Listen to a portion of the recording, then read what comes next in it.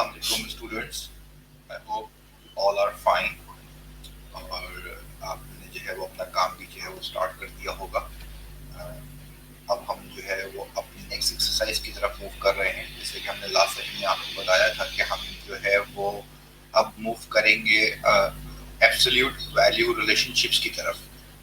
1.3 हमने कर ली थी इन इक्वेशंस की, और अब हम जो है वो इक्वेशंस और इन इक्वेशंस के अंदर एब्सोल्यूट वैल्यू रिलेशनशिप को स्टडी करेंगे। और ये फ्रैंक एस्बर्टनिक की किताब की एक्सरसाइज 1.4 है, जिसको हम करते हुए आ रहे हैं अब तक। तो now we will move towards the exercise.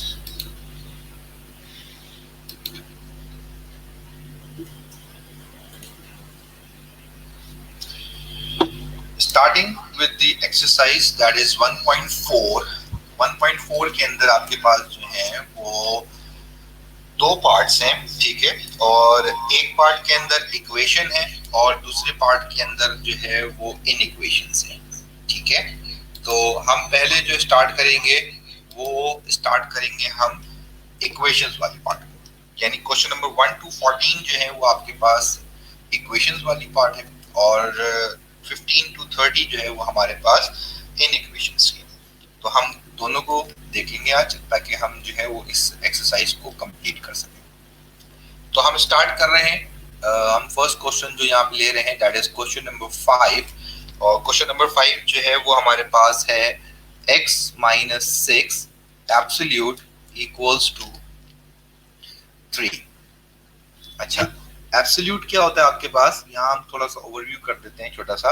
Absolute value relationship यानी एब्सोल्यूट एक फंक्शन है मैथमेटिक्स का, जो कि यूज किया जाता है कि जब हमारे पास कोई ऑब्जर्वेशन नेगेटिव आ रही हो, यानी कुछ ऑब्जर्वेशंस अगर हमें जो है वो पॉजिटिव और नेगेटिव मिक्स होकर मिल रही हो, और वहां हम अगर एब्सोल्यूट को अप्लाई कर दें, तो एब्सोल्यूट अप्लाई करने से तमाम वैल्यूज जो है वो पॉजिटिव कंसीडर की जाती है, उसमें नेगेटिव वैल्यूज को कंसीडर नहीं किया जाता। ये एब्सोल्यूट की एप्लीकेशन है। अब हम यहाँ पे जो देख रहे हैं, हम यहाँ पे देख रहे हैं कि हम एब्सोल्यूट को सॉल्व किस तरीके से करेंगे। ओके, तो पहला सवाल हमने लिया absolute x minus 6 equals to 3। तो अब हम देखते हैं कि एब्सोल्यूट का सॉल्यूशन क्या होता है हमारे पास। एब्सोल्यूट का सॉल्यूशन क्या होता है कि जब भी हमारे पास किसी भी वैल्यू के ऊपर एब्सोल्यूट अप्लाई किया जाता है और उसको हमने सॉल्व करना है, तो एब्सोल्यूट को रिमूव करते हैं, ठीक है जी। और जब एब्सोल्यूट रिमूव किया जाता है तो इक्वेशन में राइट हैंड साइड के पास प्लस माइनस का इजाफा हो जाता है, ठीक है जी। ये वैल्यू पॉजिटिव भी हो सकती है और ये वैल्यू नेगेटिव भी हो सकती है। और इसको मजीद सॉल्व करने के लिए हमें क्या करना पड़ेगा, x माइनस 6 को एक दफा पॉजिटिव 3 के साथ सॉल्व करना पड़ेगा, और x माइनस 6 को एक दफा माइनस 3 के साथ सॉल्व करना पड़ेगा। जब हम पॉजिटिव 3 को सॉल्व कर रहे होंगे तो ये हो जाएगा x equals to minus 6, right side पे मूव करके प्लस 6 हो जाएगा, एंड x विल बिकम 9। इसी तरीके से जब हम यहाँ पे सॉल्व करेंगे तो माइनस 3 पहले से मौजूद था, माइनस 6 इधर आके हो जाएगा प्लस 6, तो minus 3 plus 6 plus minus minus, और आपके पास वैल्यू आ जाएगी 3। तो हमारा जो सोल्यूशन सेट रहेगा, आपका जो आंसर आ जाएगा आपके पास, वो क्या हो जाएगा आपके पास, solution set will become 3 and 9, ठीक है जी। इसको 9-3 लिखें या 3-9 लिखें, इससे कोई फर्क नहीं पड़ता। ये 3-9 क्यों लिखा है हमने, क्योंकि लास्ट हमने जो सेशन लिया था उसके अंदर हमने नंबर लाइन को डिस्कस किया था, और नंबर लाइन में अगर आप देखें तो 0 के बाद फिर 1 आएगा, 2 आएगा, फिर 3 आएगा, और 3 के बाद फिर जो है हमारे पास क्या होगा, 9 आएगा। क्लियर? ये तो हो गया आपके पास एब्सोल्यूट। एक ओवरव्यू कर देते हैं इसका। एब्सोल्यूट जब भी सॉल्व होगा तो एब्सोल्यूट को रिमूव करेंगे, और उसके अगेंस्ट में इक्वेशन जब होगी यानी इक्वल्स टू जब होगा, तो आपके पास राइट हैंड साइड पे प्लस माइनस का इजाफा हो जाएगा। देन एक दफा प्लस रख के सॉल्व करेंगे प्लस की वैल्यू से, और एक दफा माइनस की वैल्यू से सॉल्व करेंगे। अगर आपके पास इक्वेशन के अंदर ऐसा हो जाए कि आपके पास दो एब्सोल्यूट्स आ जाए, यानी लेट्स सपोज जैसे क्वेश्चन नंबर 12 आपके पास है, ठीक है जी। तो क्वेश्चन नंबर 12 में आपके पास क्या है, 3x माइनस 10, ये एब्सोल्यूट में है। एब्सोल्यूट को स्ट्रेट लाइन से रिप्रेजेंट किया जाता है, equals to 2x minus 7 absolute. दोनों तरफ अगर आपके पास जो है वो एब्सोल्यूट आ जाए तो उसको कैसे सॉल्व करना है आपने, इसको सॉल्व करने का तरीकेकार सेम है। जब हम इसका सोल्यूशन करेंगे तो सोल्यूशन में क्या हो जाएगा आपके पास, अब इसके अंदर कुछ और सॉल्यूशन तो है नहीं पॉसिबल, पहले ही स्टेप में मुझे एब्सोल्यूट को हटाना है। जब एब्सोल्यूट हटेगा तो ये हो जाएगा आपके पास 3x माइनस 10 इक्वल्स टू ये हो जाएगा 2x माइनस 7। इसको मैं ब्रैकेट में लिखूंगा क्योंकि एब्सोल्यूट जब हटेगा तो प्लस माइनस क्या होगा, राइट हैंड साइड पे लगाया जाएगा। ठीक है, ये जो प्लस आपका राइट हैंड साइड पे लगेगा, ठीक है, जब दो एब्सोल्यूट होंगे तो दोनों तरफ प्लस माइनस नहीं लगता, प्लस माइनस एक ही दफा लगेगा राइट हैंड साइड पे। ठीक है, अगर आपके पास जो है वो दो एब्सोल्यूट्स भी अगर गिवन है तो उसको सॉल्व करने के लिए भी हम क्या करते हैं, एब्सोल्यूट रिमूव करने के बाद प्लस माइनस जो है वो सिर्फ राइट हैंड साइड पे देते हैं।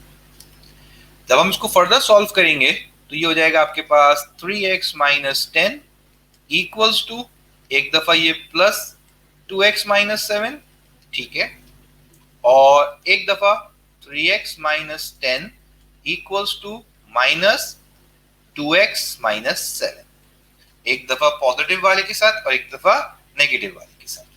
जब हम इसको सॉल्व करेंगे तो ये हो जाएगा 3x minus 10 equals to, plus से जब ब्रैकेट मल्टीप्लाई होगा तो इस पे कोई फर्क नहीं पड़ेगा, ये 2x माइनस 7 रहेगा।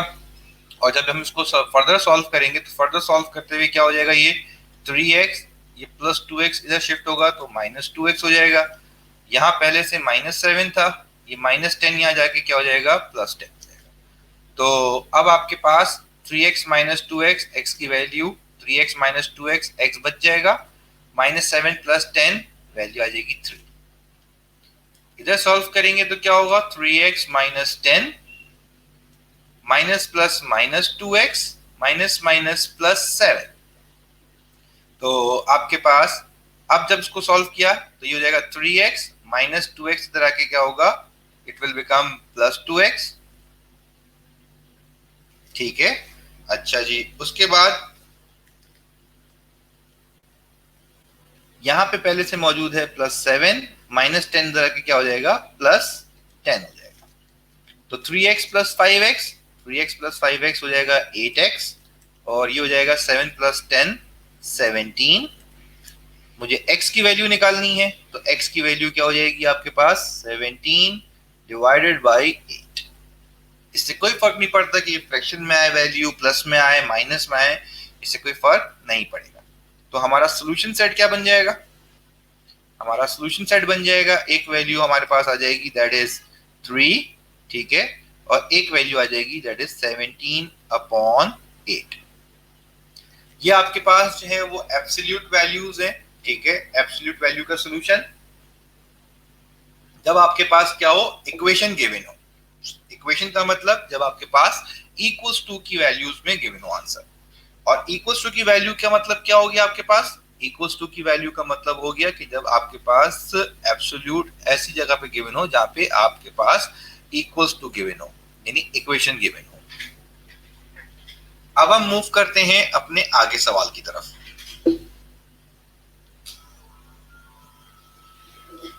अब हम आ रहे हैं नेक्स्ट पार्ट की तरफ जो कि हमारी इनइक्वेशन वाली टाइप।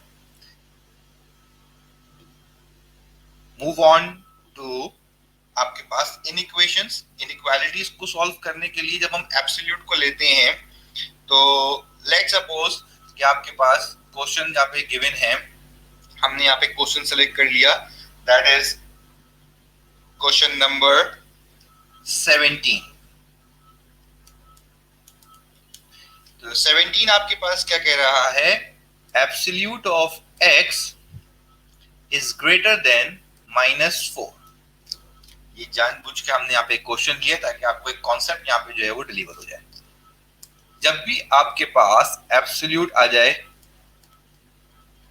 माइनस के अंदर, यानी यहाँ पे absolute x is greater then -4, absolute की वैल्यू इक्वेशन के अंदर या इन इक्वेशन के अंदर, दोनों में अगर हमारे पास ये माइनस में आ जाती है तो हम इसको क्या लिख देते हैं, यहाँ पे इसको हम फर्दर सॉल्व नहीं करेंगे, इसको हम लिख देंगे नॉट पॉसिबल। ठीक है जी, एब्सोल्यूट का सॉल्यूशन यानी एब्सोल्यूट की वैल्यू हम जो है वो माइनस के अंदर कैलकुलेट नहीं कर सकते। तो ये तो चीज आपको जो है वो अपने की पॉइंट्स के अंदर जो है वो याद रखनी होगी कि एब्सोल्यूट की वैल्यू माइनस के साथ सॉल्व नहीं होती। तो हम सिंपल क्वेश्चन देख लेते हैं यहाँ पे, और वो क्वेश्चन हम ले लेते हैं क्या, दैट इज क्वेश्चन नंबर 20। ठीक है जी, क्वेश्चन नंबर 20 हमने लिया। क्वेश्चन नंबर 20 के अंदर आपके पास है that is 2x absolute is greater than and equals to 12। अब इन इक्वेशन को जब भी हम सॉल्व करते हैं तो आपको याद होना चाहिए, इन इक्वेशन की एक कंडीशन मैंने आपको बताई थी, जब भी आपके पास लेस देन की या लेस देन इक्वल्स टू की इन इक्वेशन होगी तो वो क्या शो करेगी, वो ये शो कर रही होगी कि आपका आंसर जो है वो दो पॉइंट्स के दरमियान है। और जब भी आपके पास greater than and greater than equals to की आपके पास क्या होगी, इनइक्वालिटी होगी, तो इसका मतलब क्या होगा कि आपके पास जो आंसर आएगा वो और की फॉर्म में आएगा, यानी एक्सट्रीम्स की तरफ जो है वो आपका आंसर जा रहा होगा। तो हम इसको पहले देख लेते हैं कैसे सॉल्व करना है। Absolute 2x greater than and equals to 12। अब इन इक्वेशन को जब हम सॉल्व करते हैं, यानी जब हमारे पास लेस देन या greater than, less than equals to या ग्रेटर देन इक्वल्स टू आता है, और उस एब्सोल्यूट को सॉल्व करने के लिए हम एब्सोल्यूट वहां से रिमूव करेंगे, तो एब्सोल्यूट रिमूव करने के बाद जो प्लस माइनस होगा वो लेफ्ट हैंड साइड पे लगेगा। Clear? Greater than equals to 12 अपनी जगह पे एज इट इज रहेगा। इक्वेशन के अंदर क्या होता है आपके पास, इक्वेशन के अंदर प्लस माइनस जो था वो एब्सोल्यूट रिमूव करने के बाद राइट हैंड साइड पे लगता है, मगर इन इक्वेशंस के अंदर यानी जिसके अंदर लेस देन, ग्रेटर देन और आपके पास less than equals to, greater than equals to की टर्म आ जाती है, उसमें एब्सोल्यूट को सॉल्व करने के लिए हमें क्या करना पड़ेगा, एब्सोल्यूट रिमूव करने के बाद फिर हमें प्लस माइनस जो है वो लेफ्ट हैंड साइड पे लगाना होगा। क्लियर? अच्छा, जब हम इसको सॉल्व करेंगे तो एक तो आपके पास क्या आ जाएगा, ये आ जाएगा आपके पास that is the plus 2x greater than equals to 12। ठीक है जी, और एक हो जाएगा ये आपके पास minus 2x greater than equals to 12। Clear? ठीक है जी, जब प्लस 2x को सॉल्व करेंगे तो ये तो आपके पास एज इट इज रहेगा 2x greater than equals to 12, और इन इक्वेशन को सॉल्व करने के लिए हमने बताया था आपको कि x की वैल्यू को अकेला करने के लिए हमें उसका ऑपोजिट ऑपरेशन लेना पड़ता है। अभी 2 मल्टीप्लाई हो रहा था x से, तो हमने क्या किया, दोनों तरफ 2 से डिवाइड करा दिया उसको। जब हम इसको 2 से डिवाइड करेंगे तो ये 2 और 2 कैंसिल हो जाएगा, ये 2 1 और 2 6 12। ठीक है जी, क्लियर हुई बात? ये हो गया आपके पास, सॉरी 2 6 12। तो यहाँ आपके पास जो वैल्यू आ जाएगी वो हो जाएगी x greater than and equals to 6। अच्छा जी, अब आते हैं राइट साइड के ऊपर। राइट साइड के ऊपर हमारे यहाँ पे नजर आ रहा है माइनस ब्रैकेट में 2x greater than equals to 12। ठीक है जी, तो अब हमें यहाँ पे क्या करना है, हम यहाँ पे क्या करते हैं, अपने फर्स्ट स्टेप में ही माइनस के साइन को शिफ्ट करते हैं राइट हैंड साइड पे। तो जब माइनस राइट हैंड साइड पे शिफ्ट होगा तो यहाँ बच जाएगा 2x और ये हो जाएगा माइनस 12। और इन इक्वेशन में जब हम माइनस को शिफ्ट करते हैं तो जो हमारी इनइक्वालिटी होती है वो क्या होती है, वो चेंज हो जाती है। क्लियर? ये हमने लास्ट सेशन में जब इन इक्वेशंस को सॉल्व किया था तो हमने वहां पे चीज आपको बताई थी। अब क्या हो जाएगा आपके पास, इस 2x को सॉल्व करने के लिए दोनों तरफ 2 से डिवाइड करना है। ठीक है जी, और 2 से डिवाइड करेंगे तो क्या हो जाएगा, ये 2 और ये 2 कैंसिल हो जाएगा, ये 2 ये और ये 2 1 2 6 12। तो वैल्यू आपके पास क्या बच जाएगी, यहाँ वैल्यू आपके पास बच जाएगी that is x is less than and equals to -6। ठीक है, अब ये क्लियर हो गई बात। ये यानी फर्स्ट स्टेप में हमने क्या कर दिया, माइनस के साइन को शिफ्ट किया। जब हमने माइनस के साइन को शिफ्ट कर दिया तो माइनस के साइन को शिफ्ट करने के बाद फिर हमारे पास क्या आ गया, फिर हमारे पास जो है वो इनइक्वालिटी चेंज हो गई। जब इनइक्वालिटी चेंज हो गई तो अब हमारा काम जो है वो आसान हो गया। अब इसको हमें क्या करना है, अब इसको हम जो है वो अंडरस्टैंड कर सकते हैं नंबर लाइन के ऊपर, और उसके बाद फिर हम इसका जो है आंसर लिख सकते हैं। ठीक है, तो इसकी नंबर लाइन देख लेते हैं कि इसकी नंबर लाइन कैसे बनेगी भाई। इसकी नंबर लाइन बन जाएगी कैसे आपके पास, फॉर एग्जाम्पल ये आ गई आपके पास एक नंबर लाइन, ठीक है, और इसके ऊपर सेंटर में आ गया 0, ये हो गया आपका +6 और ये हो गया आपका -6। एक तरफ ये कह रहा है आपको क्या कि x is greater than and equals to that is 6, तो यहाँ आपके पास वो कौन सी वैल्यूज होंगी जो ग्रेटर देन इक्वल्स टू को शो कर रही होंगी। यहाँ पे वैल्यूज आ जाएंगी आपके पास, ये पॉइंट आ गया 6 वाला, ठीक है जी, और ये पॉइंट आ गया आपका -6 वाला। तो तमाम वैल्यूज x के ऊपर, ठीक है जी, और इसको मैं शेड करूंगा कंप्लीट। तो कंप्लीट शेड का मतलब है कि वैल्यू इंक्लूडेड है और यहां से जा रही है राइट साइड की तरफ, तो ये हो गई x is greater than equals to 6। दूसरा है x is less than equals to -6, तो ये आपकी शेड हो गई लाइन, यानी -6 इंक्लूडेड है और ये जाएगा यहां से लेफ्ट हैंड साइड पे, that is x is less than equals to -6। यानी इसका मतलब क्या हो गया कि जो आंसर्स हमें सेटिस्फाई करेंगे या तो वो आंसर्स होंगे 6 से बड़े या होंगे -6 से छोटे। इनके दरमियान जो वैल्यूज हैं वो मेरे लिए सुटेबल नहीं है, वो मेरे आंसर का हिस्सा नहीं होंगी। तो मैं अपना सोल्यूशन सेट कैसे लिखूंगा, मैं अपना सोल्यूशन सेट लिख सकता हूं, ठीक है जी। और सोल्यूशन सेट लिखने के लिए हमने कहा था कि जब इनइक्वालिटी का सोल्यूशन सेट लिखते हैं तो हम सिंबॉलिक रिप्रेजेंटेशन इस्तेमाल कर लेते हैं, वेरिएबल x सच दैट, ठीक है, और इसके बाद क्या आ जाएगा आपके पास, एक वैल्यू आ जाएगी x less than equals to -6, और क्योंकि बीच में गैप है, बीच में वो वैल्यूज हैं जो आपके आंसर का हिस्सा नहीं है, तो बीच में आ गया और x is greater than and equals to +6। Clear हो गई बात ये।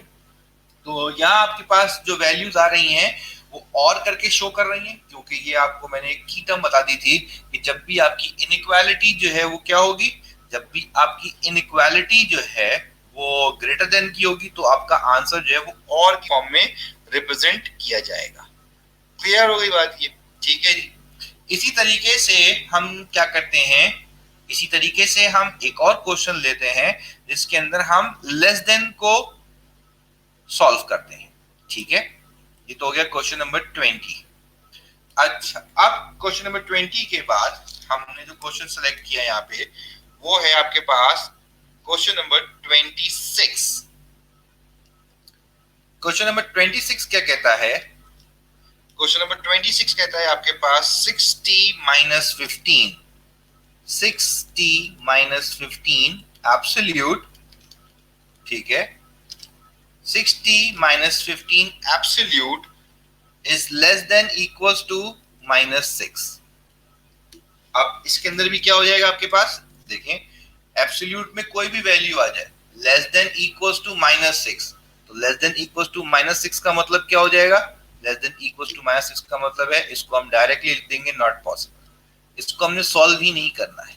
अगर पेपर में भी आपके पास कोई एब्सोल्यूट का सवाल आ जाए और जिसके अंदर आपके पास क्या हो, उसकी वैल्यू जो है वो इक्वल्स टू माइनस में हो, तो आप वहां पे स्ट्रेट मेंशन कर देंगे कि इसको हम सॉल्व नहीं कर सकते, ठीक है जी। तो हम यहाँ पे दूसरा सवाल ले रहे हैं जिसको हम सॉल्व कर रहे हैं, क्योंकि ये एक्सप्लेन करना था तो मैंने यहाँ पे 26 लिया था। अच्छा जी, अब हम देख रहे हैं क्वेश्चन नंबर दैट इज 25।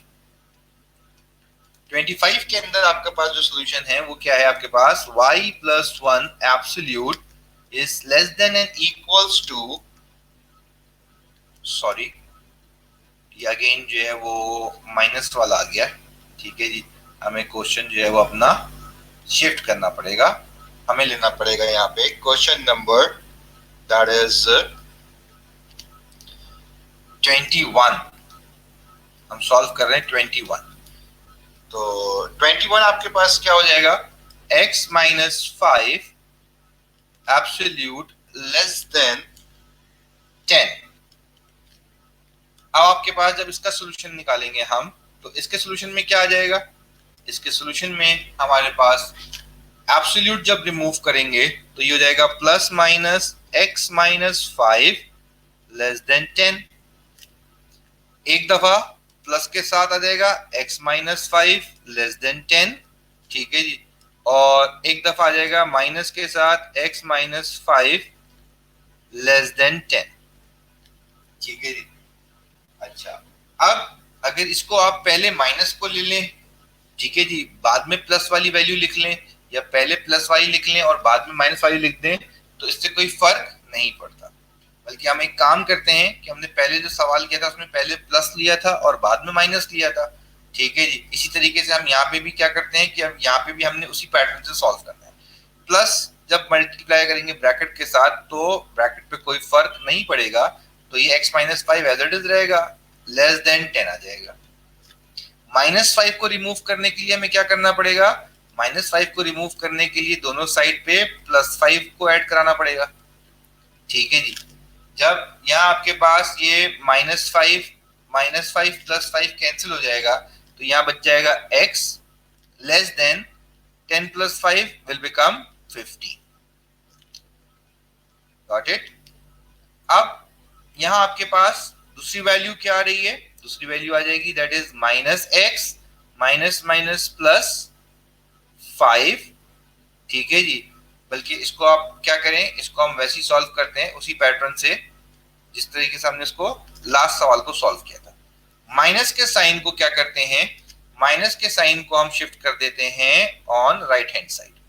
जब माइनस के साइन को राइट हैंड साइड पे शिफ्ट करेंगे तो क्या हो जाएगा? ये हो जाएगा x माइनस 5 माइनस 10, और एब्सोल्यूट आपका क्या हो जाएगा? चेंज कर जाएगा सिंपल। अच्छा जी, यहां आप ये याद रखिएगा कि जब ये माइनस का साइन शिफ्ट कर रहे हैं तो यहां अब एब्सोल्यूट की कोई वैल्यू नहीं है। ओके, एब्सोल्यूट होगा था तो फिर हम उसको लिखते हैं नॉट पॉसिबल, बट यहाँ हम एब्सोल्यूट को नहीं सॉल्व कर रहे, हम यहाँ ब्रैकेट को सॉल्व कर रहे हैं, तो यहाँ सोल्यूशन पॉसिबल है। क्लियर हो गई बात ये? अब ये x माइनस 5 को खत्म करने के लिए +5 दोनों साइड पे ऐड कराया, -10 प्लस 5, और जब मैं इसको कैंसिल कर देता हूं तो ये -5 और ये +5 कैंसिल हो जाएगा। ठीक है जी, तो आपके पास जो वैल्यू बचेगी वो क्या आ जाएगी? आपके पास वैल्यू आ जाएगी that is x greater then -10 plus 5 will become -5। अब हम देखते हैं इसका सोल्यूशन नंबर लाइन पे कैसे आएगा। नंबर लाइन पे जब हम इसको ड्रॉ करते हैं तो ये हमने एग्जाम्पली नंबर लाइन ड्रॉ करी। ठीक है जी, बीच में तो आ गया आपका 0, राइट हैंड साइड पे जो वैल्यू आ रही है पॉजिटिव वो है 15, और लेफ्ट हैंड साइड पे जो वैल्यू आ रही है वो है आपके पास दैट इज -5। ठीक है, अच्छा बाकी क्यों वैल्यूज हम नहीं ले रहे? 0 के बाद 1 2 3 4 5 6 7 हम क्यों नहीं लिख रहे? हम क्यों नहीं लिख रहे? क्योंकि यहाँ पे आपके पास जो है वो क्या हो रहा है, सिर्फ ये दो ही नंबर को हमने इस्तेमाल करना है, तो बाकी वैल्यूज हमें लिखने की जरूरत नहीं पड़ेगी यहाँ। ठीक है, एक पे कह रहा है x इज लेस देन 15, तो x इज लेस देन 15 का मतलब क्या हो जाएगा आपके पास कि 15 तो आपके पास वैल्यू आ रही है जहां से आपका आंसर स्टार्ट हो रहा है, और ये जा रहा है लेस देन की तरफ। ठीक है, बट 15 इसके अंदर इंक्लूड नहीं है, इसलिए मैंने जो इसके ऊपर 15 पे सर्कल बनाया है वो क्या है? वो हॉलो सर्कल है, उसके अंदर हमने उसको फिल नहीं किया है। दूसरा आंसर आपके पास क्या कह रहा है? x इज ग्रेटर देन -5, -5 के ऊपर बनानी है आपको लाइन एक, और वो क्या होगी आपके पास? वो जाएगी आपके पास राइट हैंड साइड पे। क्लियर? तो अब अगर आप यहाँ देखें तो जो हमारे पास जो सेटिस्फाइंग पॉइंट्स डेवलप हो जाएंगे वो क्या होंगे आपके? वो पॉइंट्स होंगे कि जो -5 से लेकर 15 के दरमियान होंगे। ठीक है जी, ये -5 से लेकर 15 के दरमियान जितने पॉइंट्स हैं वो हमारे इस इक्वेशन को, इस क्वेश्चन को क्या कर रहे होंगे? सेटिस्फाई कर रहे होंगे। तो मैं अपना सोल्यूशन सेट कैसे लिखूंगा? मैं अपना सोल्यूशन सेट लिखूंगा that is solution set equals to x such that. अब यहां आपके पास क्या है कि जो मेरे पास पॉसिबल रिजल्ट्स हैं वो सारे -5 और 15 के दरमियान है, और मेरे पास जो दो आंसर आए हैं अगर मैं उनको पढ़ूं, x इज लेस देन 15, तो ये कह रहा है x जो है वो छोटा है 15 से, और दूसरा आंसर है x इज ग्रेटर देन -5, यानी इसका मतलब क्या हो गया कि x जो है वो बड़ा है -5 से। तो अगर मैं इसको रिवर्स करके पढ़ लूं तो ये क्या हो जाएगा, x इज ग्रेटर देन -5, तो it will become -5 is less then x। जब x बड़ा है -5 से तो -5 क्या हो जाएगा, छोटा हो जाएगा x के साथ। ठीक है जी, तो इससे जो है वो हमारा सवाल जो है वो चेंज नहीं होगा, हमारा आंसर चेंज नहीं होगा, हमने आंसर को लिखा दूसरे तरीके से। और साथ साथ फिर क्या कह रहा है, x इज लेस देन 15। तो स्टार्टिंग में मैंने आपको बताया था कि जब भी आपके पास ये लेस देन की इनइक्वालिटी आती है, तो लेस देन की इनइक्वालिटी में क्या होगा, लेस देन की इनइक्वालिटी के अंदर जो आपका आंसर होगा वो 2 पॉइंट्स के दरमियान होगा। और जब भी आप ग्रेटर देन की इनइक्वालिटी को सॉल्व करते हैं तो आपका आंसर जो होता है वो एक्सट्रीम्स की तरफ होता है, तो इसीलिए वो और की फॉर्म में लिखा जाता है। ठीक है जी, एक तरफ जो है वो लेफ्ट हैंड साइड की रिप्रेजेंटेशन होती है, एक तरफ राइट हैंड साइड की रिप्रेजेंटेशन होती है जब हमारे पास सवाल ग्रेटर देन का हो, तो इसीलिए उसके आंसर में हम और को इस्तेमाल करते हैं। और जब लेस देन की इनइक्वालिटी को सॉल्व करेंगे तो वहां हम क्या करेंगे, वहां हम सॉल्व करते हैं अपना ये 2 पॉइंट्स के दरमियान आंसर को रिप्रेजेंट करते हैं। तो इसलिए हमारा जो आंसर होता है वो और की फॉर्म में नहीं होता, वो इंटरवल की फॉर्म में शो हो रहा होता है, यानी एक पॉइंट से लेके दूसरे पॉइंट तक के दरमियान में जितने नंबर आएंगे वो तमाम हमारे क्या होंगे, आंसर होंगे। अगर इसी सवाल के अंदर हम देखें तो इसी सवाल के अंदर हमारे पास क्या आ जाएगा, इसी सवाल के अंदर अगर हम इसको नंबर्स को नंबर न्यूमेरिक फॉर्म में अगर अपने आंसर को देखें तो -5 इंक्लूड नहीं है, उसके बाद होगा -4, -3, -2। ठीक है जी, -4, -3, -2, -1, 0, फिर 1 2 3 4 5 6 7 8 9 10 11 12 13 14, यानी -4 से लेकर 14 तक जो है वो मेरा आंसर क्या करेगा, इसको सेटिस्फाई करेगा। सही है जी, वो मेरे जो है वो आंसर के पार्ट्स होंगे। बाकी जो है 15 मेरे आंसर में इंक्लूड नहीं है, -5 भी मेरे आंसर में इंक्लूड नहीं। तो ये है हमारा क्या, ये हमारा था अभी आपका एब्सोल्यूट वैल्यू रिलेशनशिप। और इस एब्सोल्यूट वैल्यू रिलेशनशिप के अंदर आप कवर करते हैं एक्सरसाइज दैट इज दी 1.4। ठीक है जी, अच्छा 1.4 के अंदर और जो है वो कोई क्वेश्चन नहीं मिलेगा आपको। अब जो आपके पास जो है वो जो 1.4 है, 1.4 के अंदर आपके पास इन इक्वेशन और इक्वेशन की ही पार्ट है एब्सोल्यूट्स के अंदर, जो कि अभी हमने इसको सॉल्व करके देख लिया। ठीक है, अब हम मूव कर रहे हैं किसकी तरफ, अब हम मूव कर रहे हैं अपनी नेक्स्ट एक्सरसाइज की तरफ, that is the rectangular coordinate system. ठीक है जी, ये तो हो गई हमारी 1.4। अब हम स्टार्ट कर रहे हैं दैट इज 1.5। तो 1.5 बहुत सिंपल एक्सरसाइज है। ठीक है जी, उसके अंदर कोई इतनी टेक्निकल चीज नहीं है, तो इसीलिए हम यहाँ पे जो है वो 1.5 भी जो है वो आज ही इसी सेशन में आपको जो है वो डिलीवर कर देंगे, ताकि आपका जो है ये जो चैप्टर है, चैप्टर 1 जो है आपका, ये आपका क्या हो जाए, कंप्लीट हो जाए। ठीक है जी, सेक्शन 1.5 और सेक्शन 1.5 के अंदर आपके पास जो चीज हमें डिस्कस करनी है दैट इज दी रेक्टेंगुलर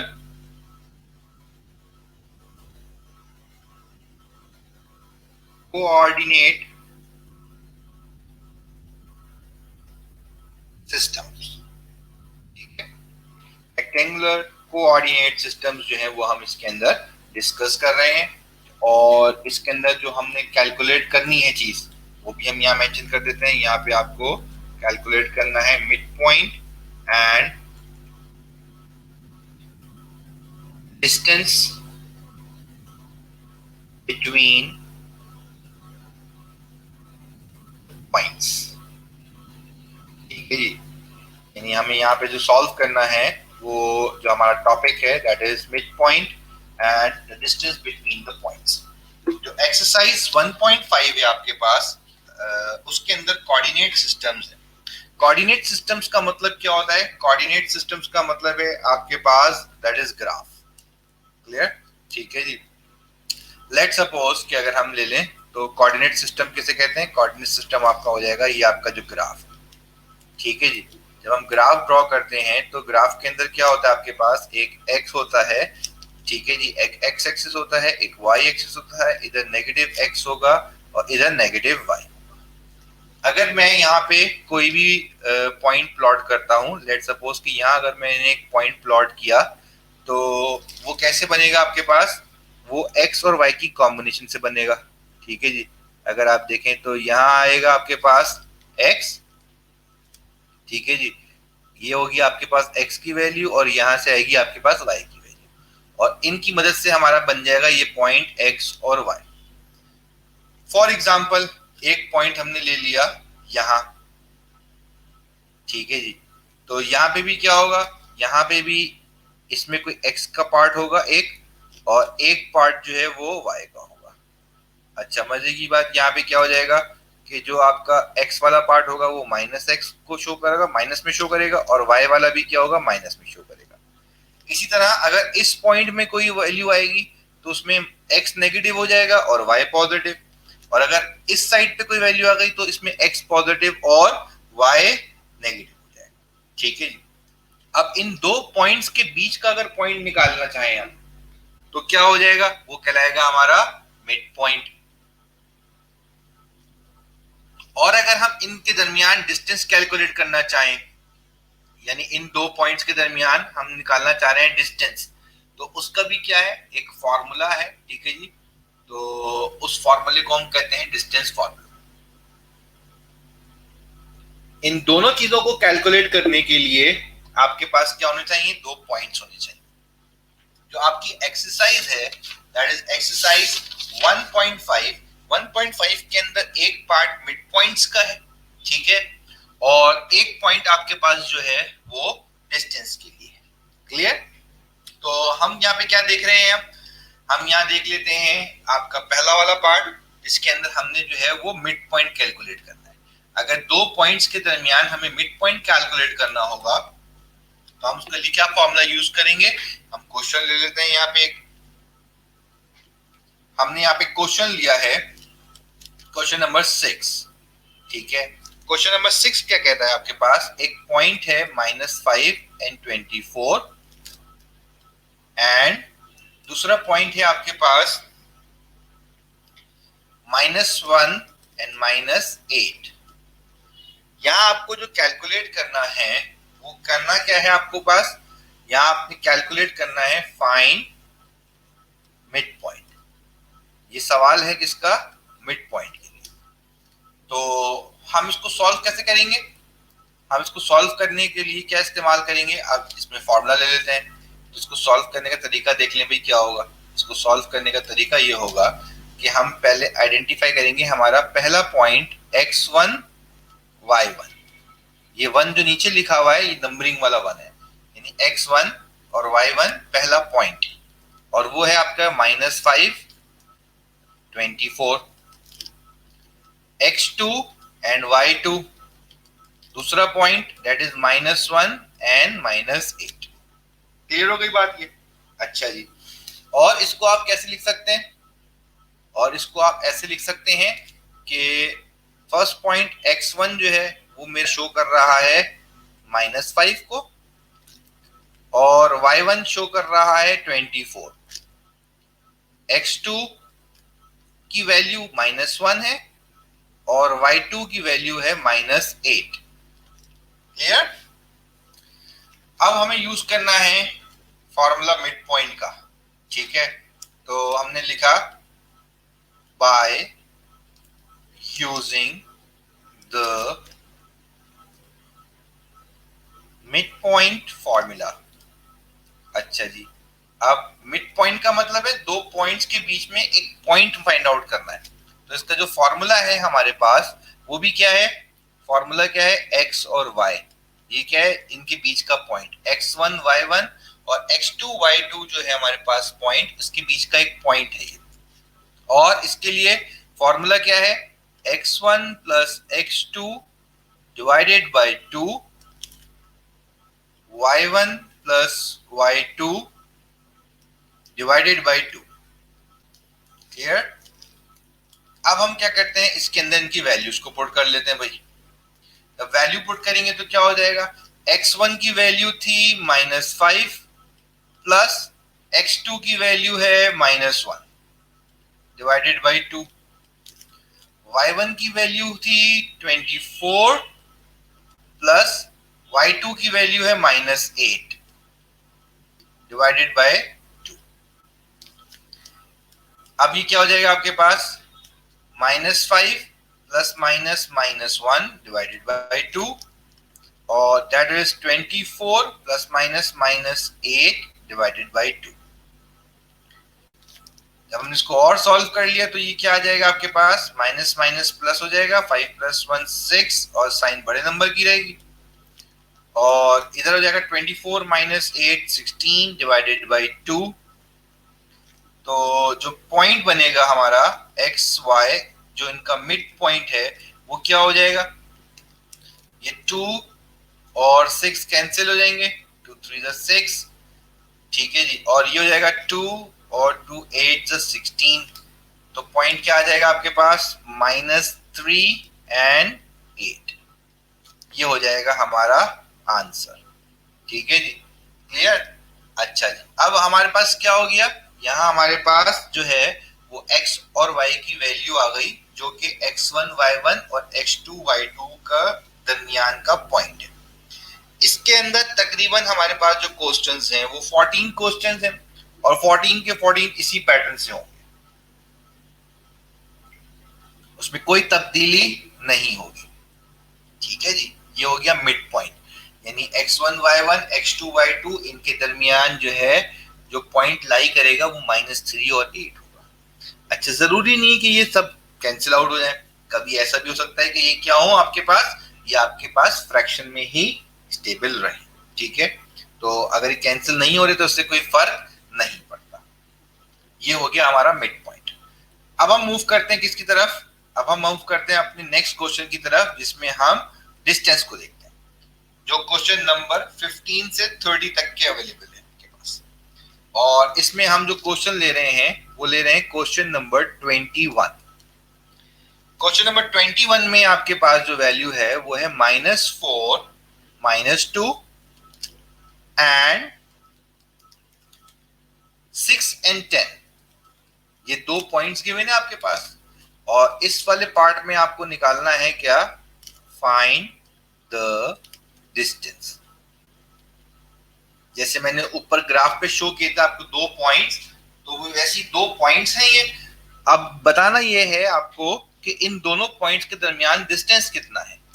तो सवाल हल करने का तरीकेकार जो है वो वैसी होगा, ठीक है।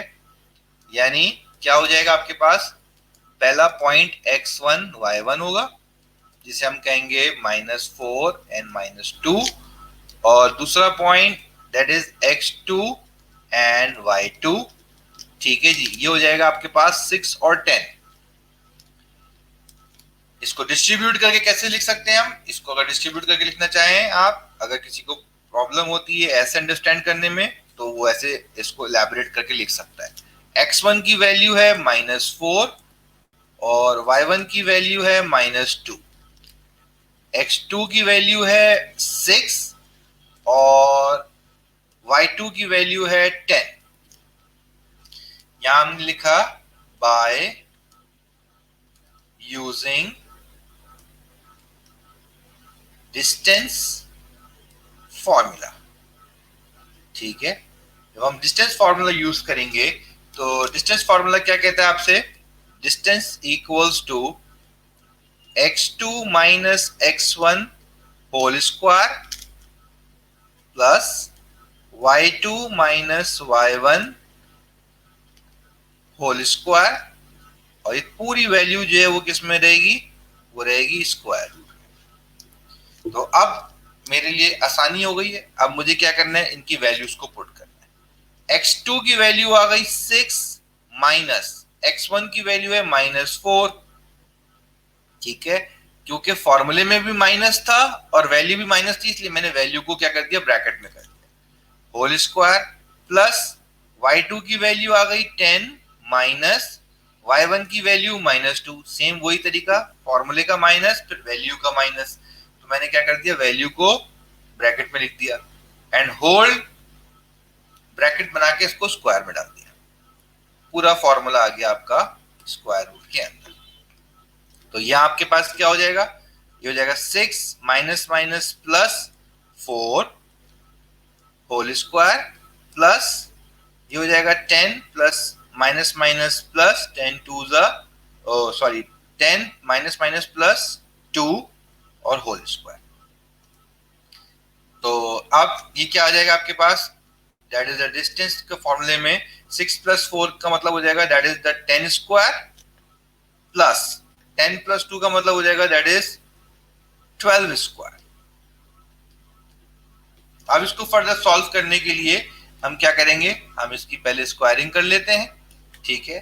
तो स्क्वायरिंग करने में क्या होगा, 10 का स्क्वायर हो जाएगा 100 प्लस 12 का स्क्वायर हो जाएगा 144 और ये हो गया स्क्वायर रूट और डिस्टेंस की वैल्यू निकाल ली तो हो जाएगा आपका 244।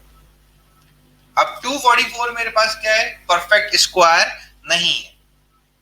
तो परफेक्ट स्क्वायर नहीं है तो इसका मतलब क्या हो जाएगा, इसका मतलब ये है कि अगर आप चाहें तो आप इसका स्क्वायर रूट लेके रख सकते हैं, लिख सकते हैं, यानी इसको स्क्वायर रूट से बाहर निकाल के पॉइंट में ले लें आंसर, वरना आप इसको एज इट इज रहने दें तो इससे कोई फर्क नहीं पड़ेगा।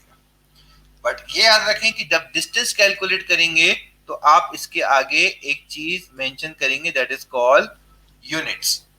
क्योंकि हम जब भी कोई ग्राफ देखते हैं, कोई ग्राफ बनाते हैं तो इसका मतलब ये होता है कि वो किसी ना किसी स्केल का ग्राफ होगा, चाहे वो मीटर का स्केल हो, चाहे वो सेंटीमीटर को रिप्रेजेंट कर रहा हो, चाहे वो फीट को रिप्रेजेंट कर रहा हो, या वो किसी भी मेजरिंग आपके पास जो स्केल है उसको मेजर करके अपने पास वो इस क्या कहते हैं ग्राफ जो है उस स्केल पे जो है वो बनाया गया हो। तो अब यहाँ जैसे 2 पॉइंट्स गिवन थे तो हमारे पास 2 पॉइंट्स के अंदर क्या था, 244 2 पॉइंट्स के अंदर कोई ग्राफ के अंदर जो यूनिट इस्तेमाल होना है वो हमें नहीं पता था। जब हमें यूनिट आइडेंटिफाई नहीं होगा तो हम इसके आगे क्या करेंगे, यूनिट्स लिख देंगे और ये हो जाएगा हमारा आंसर, ठीक है जी। तो अब आपके समझ में आ गई होगी बात यहाँ पे कि तमाम सवाल जो इस पार्ट के अंदर हैं जो 15 to 30 तक जाएंगे दैट विल बिकम, ठीक है जी, वो आपके पास क्या होंगे, वो आपके पास जो है वो कहलाएंगे आपके डिस्टेंस के सवाल, ठीक है जी। और वो डिस्टेंस के सवाल होंगे आपके पास, वो डिस्टेंस के सवाल के अंदर तरीकेकार जो है वो आपका सेम रहेगा, चेंज नहीं होगा, ठीक है जी। तो इंशाल्लाह हमारे पास जो है वो तरीकेकार जो हमने लिया है वो इस सेशन के अंदर हमने जो काम किया, ठीक है, वो हमने यहाँ पे एब्सोल्यूट वैल्यू रिलेशनशिप्स को डिस्कस कर लिया एक्सरसाइज 1.4 के अंदर, और उसके अंदर हमने इक्वेशंस को सॉल्व करना देख लिया, रिवाइज कर लिया है और इन इक्वेशंस को भी रिवाइज कर लिया। इसके साथ साथ हमने फिर 1.5 के अंदर जो कोऑर्डिनेट रेक्टेंगुलर कोऑर्डिनेट सिस्टम्स थे उसके अंदर जो 2 पार्ट्स थे हमारे that is mid point and distance, हमने यहाँ पे उनको भी कवर अप करके आपको सॉल्व कर दिया। तो आप ये एक्सरसाइजेस जो हैं उसकी प्रैक्टिस स्टार्ट कर सकते हैं और इंशाल्लाह अगर आप जो है वो इनकी प्रैक्टिस करते रहेंगे तो जो आपकी प्रिपरेशन है, फाइनल की जो प्रिपरेशन है, ठीक है जी, आप उसके हवाले से जो है वो एक अच्छा काम जो है वो कर सकते हैं, अपने पेपर में जो है वो अच्छा स्कोर कर सकते हैं। तो मुझे इजाजत दीजिए अगले सेशन तक के लिए, इंशाल्लाह अगले सेशन के अंदर नेक्स्ट एक्सरसाइज का रिव्यू लेकर फिर हम आपके साथ आगे बढ़ेंगे और तब तक के लिए अल्लाह हाफिज, थैंक यू।